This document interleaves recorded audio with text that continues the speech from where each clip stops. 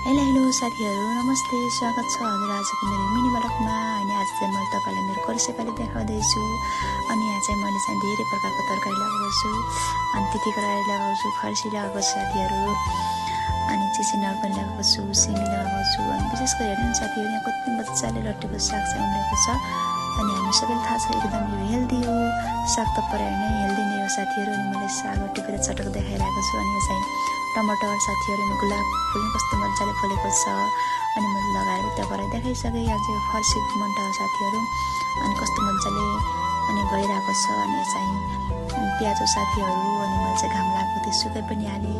हेर्नु साथीहरू आज चाहिँ हामी दाउरा काट्न गएको थियो। दाउरा त हामी धेरै दिन भइसक्यो, धन्न एक हप्ता जति भइसक्यो हामी दाउरा काटेको। अनि यहाँ चाहिँ ठुलो रुख थियो, अनि कोइरालोको रुख तपाईँहरूलाई थाहा नै छ होला कोइरालो। अनि त्यो चाहिँ एकदम हामी अचारहरू पनि हामीले खाने गर्छौँ। अनि यहाँ चाहिँ एकदम राम्रोसँग फलेको थियो। अनि हामीले अचार पनि खाएर कोइरालो टिपेर अचार खाएर अनि अब चाहिँ दाउरा काट्ने भन्नुभयो बारीको दिदीले। अनि त्यसपछि हामीले रुखलाई ढालेर हेर्नु न कस्तो मजाले हामी चाहिँ दाउरा चिरिरहेको छौँ।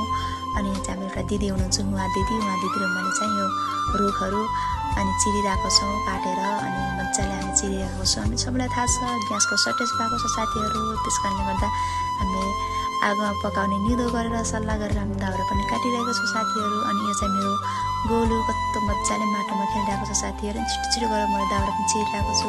हेर्नु यो मान्छे